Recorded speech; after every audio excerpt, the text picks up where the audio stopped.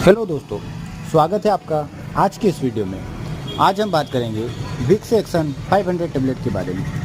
यह टेबलेट सर्दी जुकाम, खांसी, गले में खराश, गले में जलन, नाक से पानी आना आदि समस्याओं को ठीक करने के लिए उपयोग में लाई जाती है। इसमें कंपोजिशन की अगर बात करें तो इसमें पैरासीटामोल, फेनाइलेफ्रिन, कैफीन एंड डिफेनाहाइड्रामाइन हाइड्रोक्लोराइड पाया जाता है।